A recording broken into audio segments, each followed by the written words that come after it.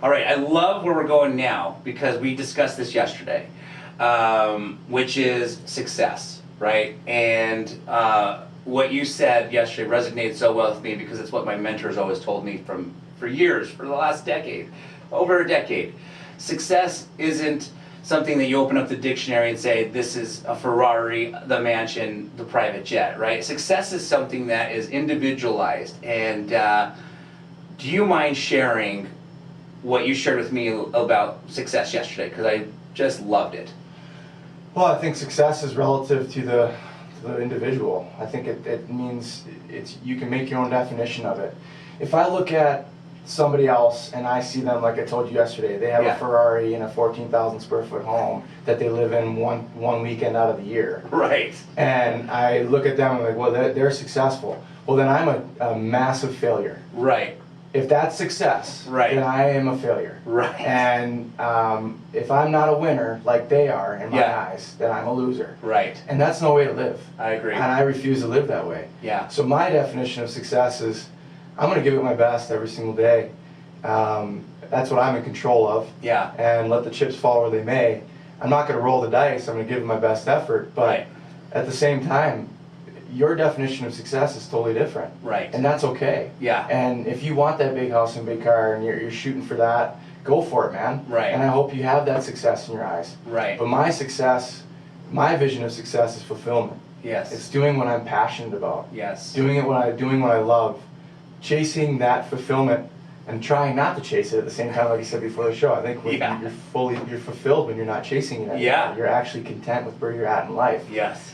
So I always pose the question, my wife and I always ask each other every day, like, you know, we check in, how we're doing and stuff like that, but I think a big question on our minds every day, whether we say it or not, is when's enough enough? Yeah.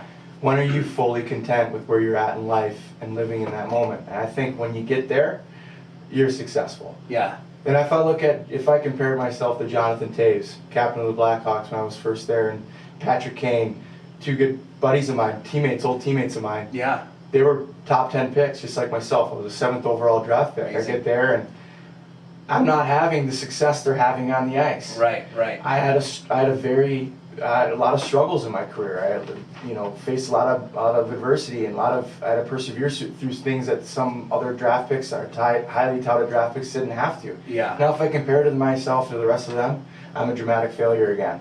But I look at the perseverance, I look at all the adversity I had to face, my story, my journey was completely different. Right. I can look at that with full confidence saying, I'm successful. Yeah. I had a successful career. Might not have looked like what I wanted it to look like. Right. But at the end of the day, I lived out a dream that a lot of kids never have a chance to. Absolutely. That's successful. I love it. I love it.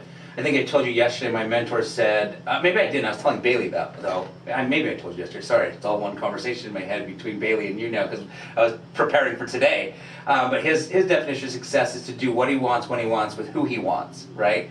And he's like, he drives a pickup truck. He's like, I don't have a Ferrari, I don't have the mansion. He goes, but I'm in a place where I do enough real estate, houses, flips, all that stuff that I can, he's spend it with my children, with my wife, who I want, when I want, and to him, he's like, that's where he feels the happiest, right? And that resonates with me because I have a 4-year-old and a 2-year-old, and so for me, I love just hanging out with my kids right now. Right. And do you have kids? I have actually a son. Oh. A baby boy. Oh, congratulations! Just over 7 months. Yeah. Oh, congratulations! Yeah, Is he gonna play hockey?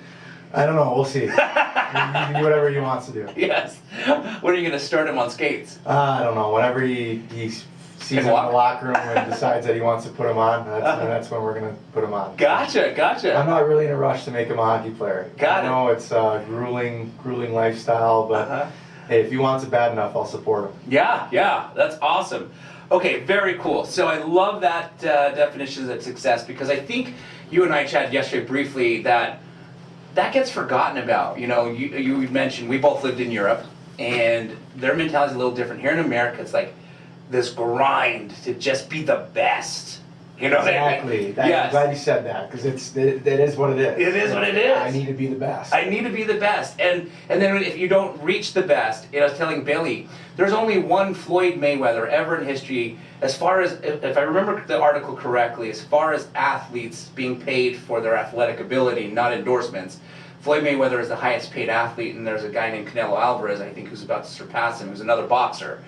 But obviously there's people that have made more money, like probably like Tiger Woods, on endorsement than maybe Floyd, right? But as far as athletics, you know, me being a boxer, growing up, I just, you know, comparing myself, I gotta be that guy, gotta be that guy. Well, there's only one that guy, Right. right? And so this grind that we're fed, that you've gotta be the best, it's very easy to feel like we're losers or failures if we don't reach that pinnacle. But we could even, you know, but the pinnacle we reach is still high, but if we don't get to that point, are we now messing our minds up that we didn't get there? Well, I think there's no question that people like that paved the way Yeah. for younger individuals to come in. They changed the game. I mean, Michael Jordan changed the game of basketball. Right. And then Kobe Bryant comes into the picture, you know, LeBron James, all these guys. But Yeah. you can look at every respective sport. Right. Those guys are there and they're changing the game. That's great. Yeah. And LeBron James, I bet you when he was a kid, he wanted to be like Mike. Right. Yeah. Right? So Exactly. that's fine. Yeah.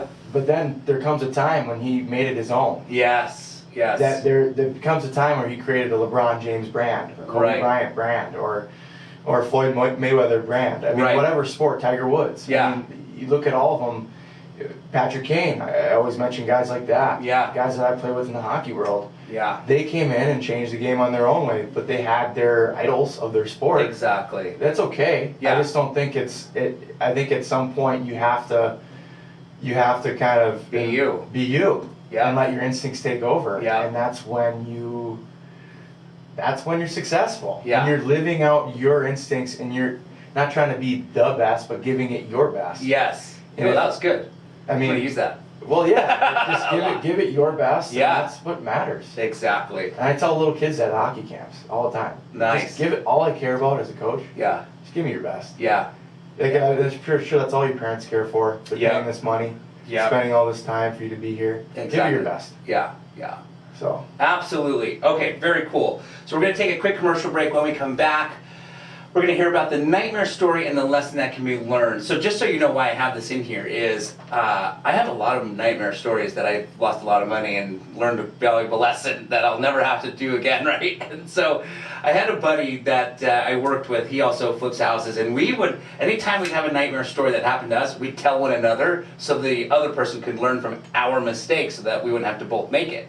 And so the premise of the idea of the nightmare story came from that. So we want to hear, you know, like what did we have to go through, and then the lesson that we took out of it, right? Because there's always a lesson out of Yeah. every nightmare story. So stay tuned. We will be right back after commercial break. We will hear Jack's nightmare story.